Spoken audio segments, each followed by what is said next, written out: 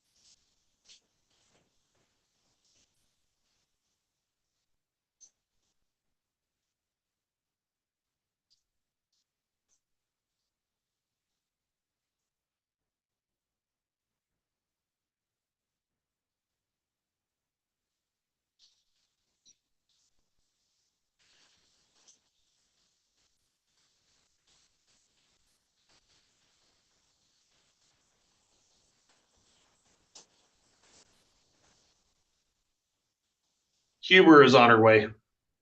Thank you.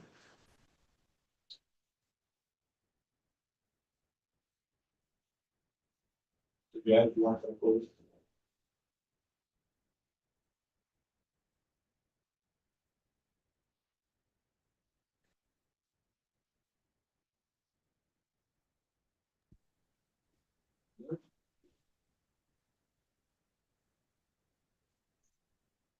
All right, calling in cases CR 4224-2935 and CR 4223-4668, State of Idaho versus Tanya Dawn Huber. Is that your name, ma'am? I'm sorry, I didn't hear your response. He's asking if that's your name. Oh, yes. Sorry, are you hearing me okay?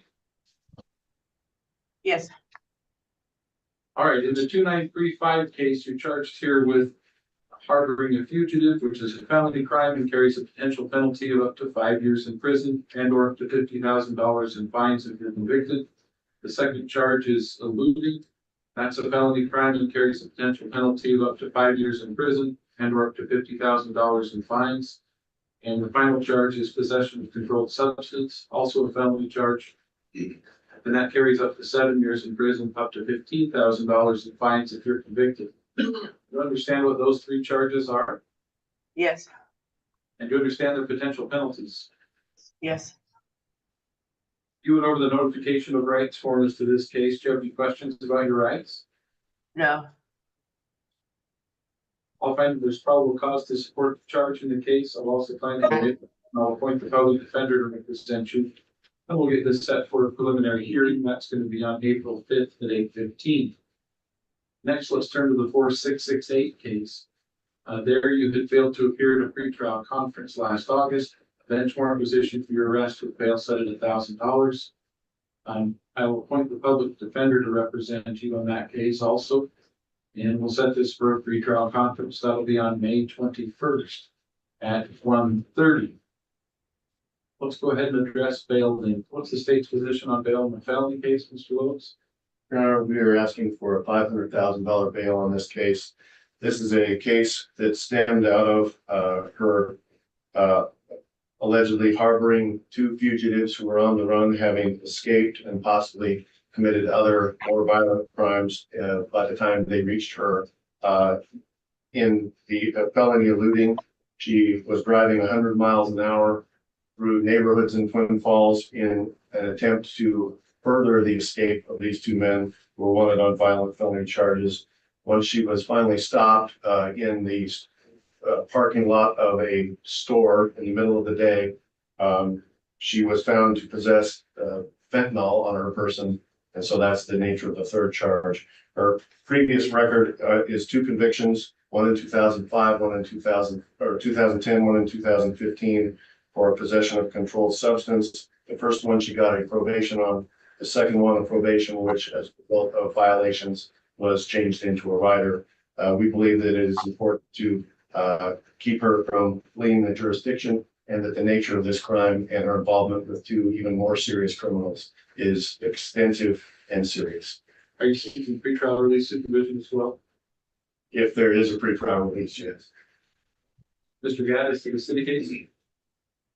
With respect to the misdemeanor, Your Honor, Yes.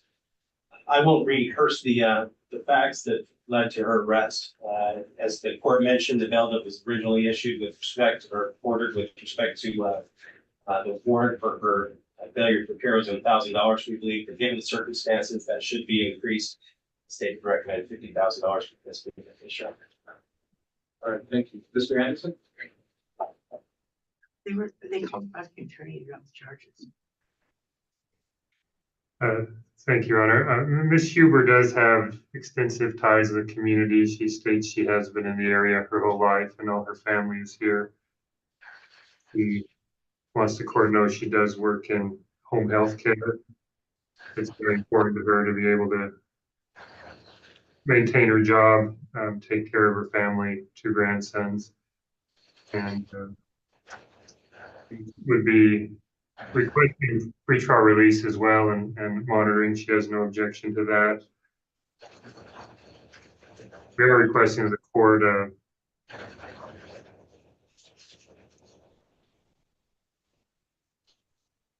the court at a lower bond. We're requesting a $50,000 bond. Thank you.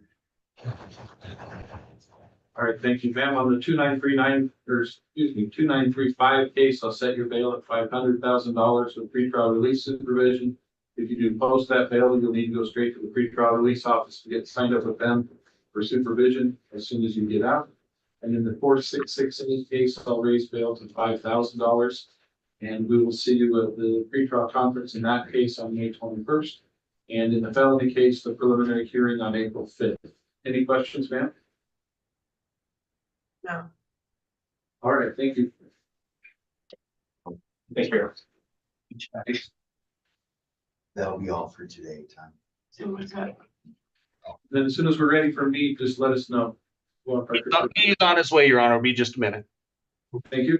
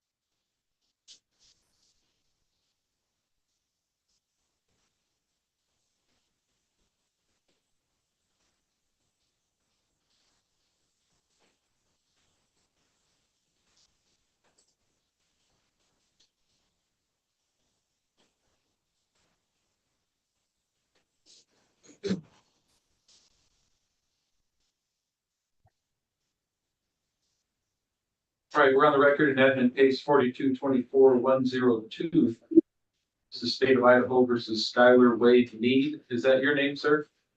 Yes, sir. I'm sorry, I couldn't hear you. Yes, it is. All right, thank you. Sir, a warrant's been served on you out of Ada County in case number CR 01249524-1. Now that's on a charge of felony escape. That warrant has bail set at $2 million.